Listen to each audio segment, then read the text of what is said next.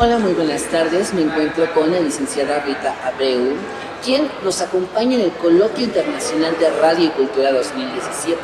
El día de hoy nos acompaña con motivo de la presentación de su libro Damas con Antifaz. Cuando yo entré a la radio se sentía mucha diferencia entre las emisoras comerciales y las que eran institucionales o las educativas. Había muy marcada la diferencia. Por un lado, esa era una de las cosas que marcaba estas características de esa época. La base de la radio era el micrófono, los contenidos, los efectos, la música y un teléfono para esta posible interacción, como de una manera muy elemental, ¿no? Yo creo que todavía se vivía en la época de mensajes muy autoritarios, muy de el que habla tiene la verdad y el que escucha recibe y aprende. Creo que eso ha sido la diferencia más grande entre aquella época y ahora. Los que han estudiado mucho el oído siempre dicen que el oído es un sentido muy especial, ¿no? Y que el sonido te atraviesa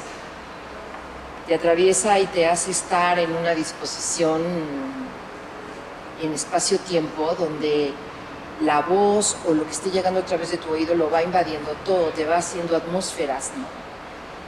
Bueno, en una época donde no había distractores, donde nadie estaba pinchando o tocando el celular, ni nadie tenía demasiado...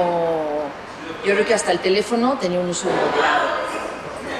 Entonces, cuando las personas quedaban expuestas a la radio, tenían como una entrega de escucha total.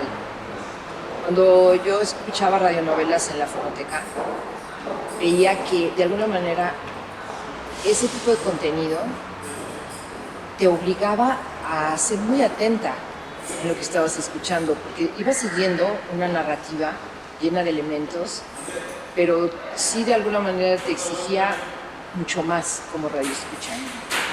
Estas mujeres de las Damas con Antifaz le hablaron a ese radioyente que se entregaba a esa forma donde quedaba mi voz y tu oído. Y esto de parar en el oído era muy cierto, porque si no parabas el oído no comprendías. Entonces tú tenías que involucrarte con lo que ibas escuchando y ellas trabajaron con esas voces, con ese guión.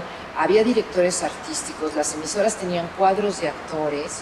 Entonces era una palabra trabajada con muchos matices, con muchos tonos. Ahora soy una convencida que necesitamos la historia de los medios y necesitamos repasar qué pasó. Necesitamos revisitar lo que se hizo antes, ¿no? A mí la radio me ha transformado y el libro me volvió a cuestionar cosas. Me volvió a cuestionar el ejercicio de la libertad, me volvió a cuestionar si me estoy exigiendo lo suficiente, si estoy aprendiendo lo suficiente para ser realmente una transmisora entre lo que yo digo y el que me escucha, ¿no?